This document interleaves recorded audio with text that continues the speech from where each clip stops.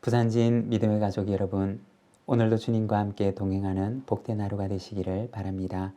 오늘 말씀은 사무엘하 22장 26절에서 51절입니다.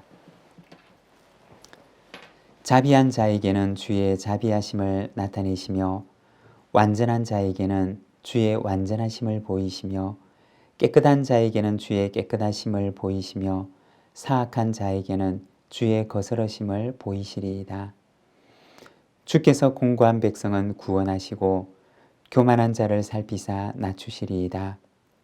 여호와여, 주는 나의 등불이시니 여호와께서 나의 어둠을 밝히시리이다. 내가 주를 의뢰하고 적진으로 달리며 내 하나님을 의지하고 성벽을 뛰어넘나이다. 하나님의 도는 완전하고 여호와의 말씀은 진실하니 그는 자기에게 피하는 모든 자에게 방패시로다. 여호와 외에 누가 하나님이며 우리 하나님 외에 누가 반석이냐? 하나님은 나의 견고한 요새시며 나를 안전한 곳으로 인도하시며 나의 발로 암사슴 발 같게 하시며 나를 나의 높은 곳에 세우시며 내 손을 가르쳐 싸우게 하시니 내 팔이 놋화를 당기도다. 주께서 또 주의 구원의 방패를 내게 주시며 주의 온유함이 나를 크게 하셨나이다.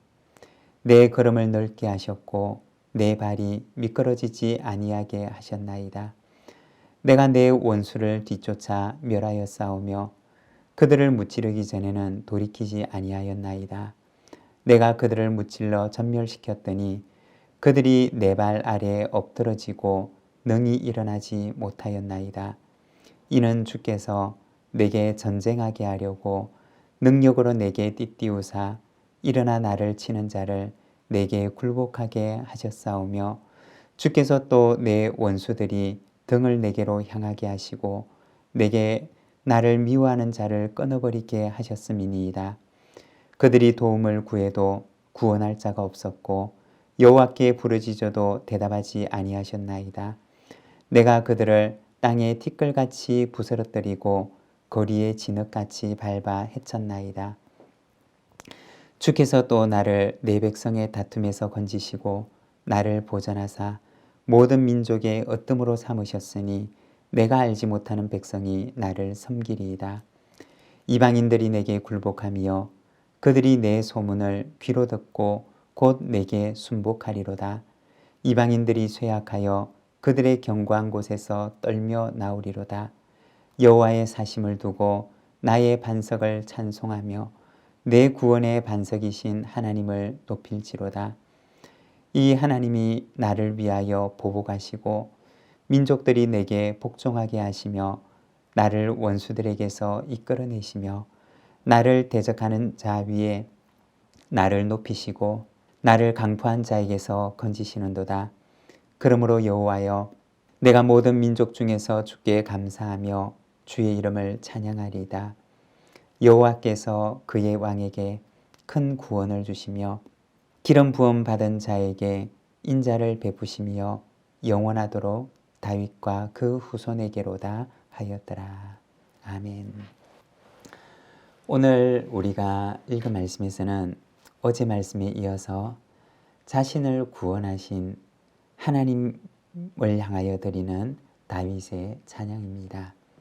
29절과 30절입니다. 여호와여, 주는 나의 등불이시니 여호와께서 나의 어둠을 밝히시리이다. 내가 주를 의뢰하고 적진으로 달리며 내 하나님을 의지하고 성벽을 뛰어넘나이다. 여기 보면 다윗은 어둠을 밝히는 등불이 되시는 하나님을 찬양합니다. 다윗의 지난 날을 생각해 보면 하루하루 펼쳐지는 날들이 한치 앞을 내다볼 수 없는 어둠처럼 여겨졌을 것입니다. 다윗은 내일을 장담할 수 없는 불확실한 오늘 속에서 하나님께서 자신의 등불이 되어 주셔서 어두운 길을 밝혀주셨다고 고백을 합니다.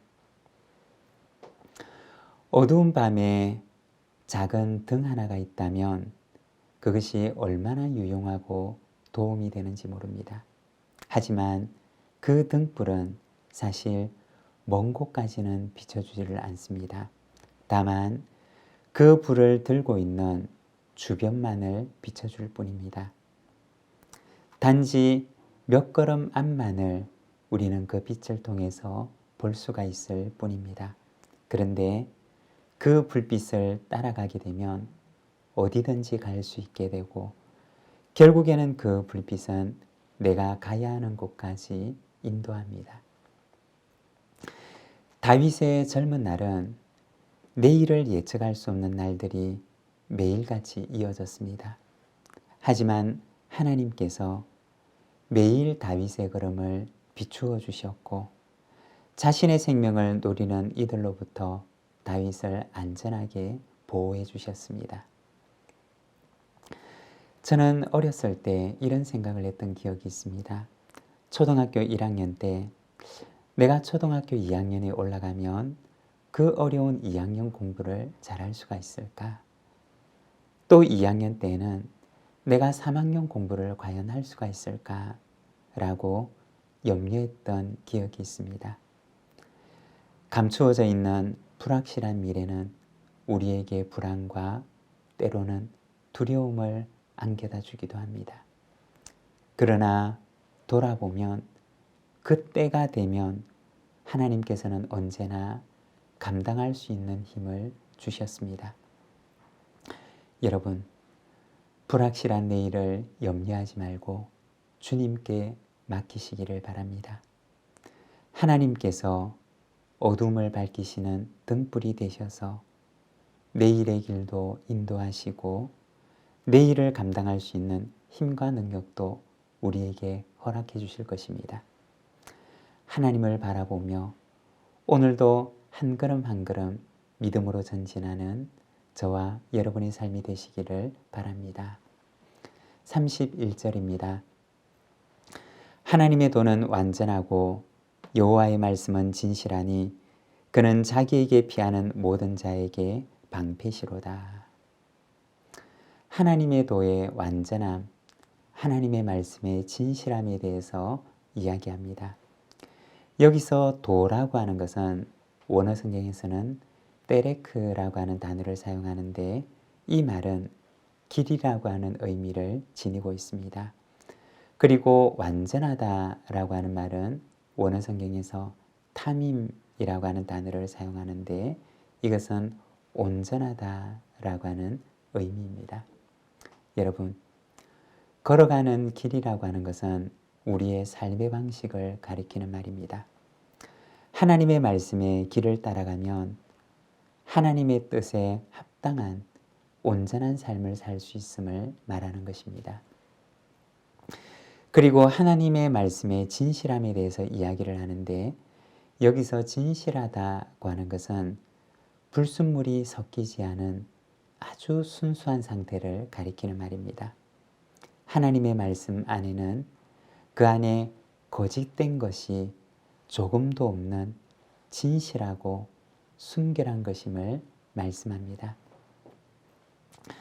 우리가 다윗의 삶을 보게 되면 그의 삶 속에 얼마나 두려움이 많았겠으며 다윗에게도 염려와 걱정 그리고 온전한 길에서 치우치고 싶은 유혹들이 얼마나 많이 있었겠습니까?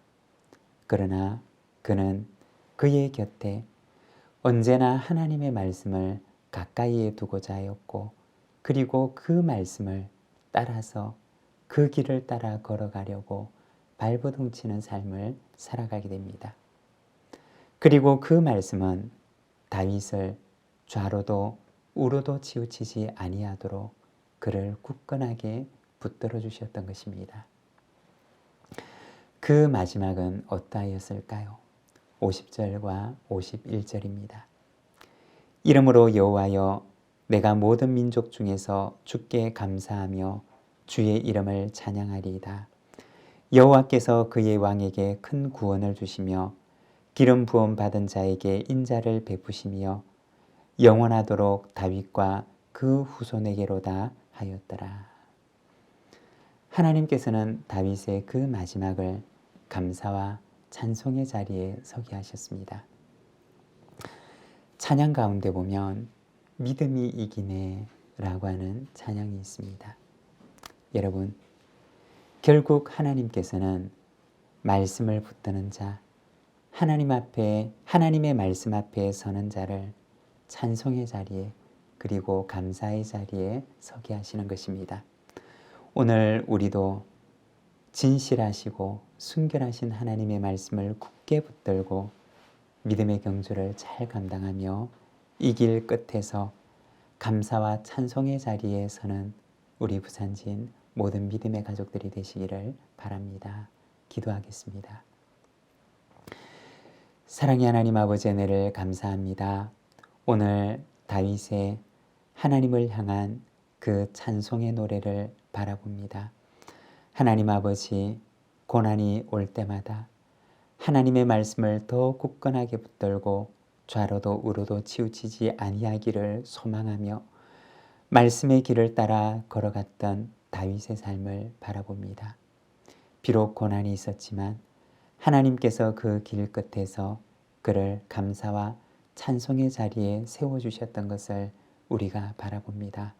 하나님 아버지, 오늘도 주님 앞에 기도하옵나니 주님의 말씀의 빛을 우리에게 늘 비추어 주시고 하나님의 말씀을 늘 내 곁에 두고 읽고 묵상하며 그 길을 따라 치우치지 아니하는 삶을 살아가도록 인도하여 주시기를 원합니다. 그리하여 우리의 인생의 그 길 끝에서 우리도 다윗처럼 감사와 찬송의 자리에 서게 하시어서 믿음의 승리의 계가를 부르도록 인도하여 주시옵소서. 예수님의 이름으로 기도드립니다. 아멘.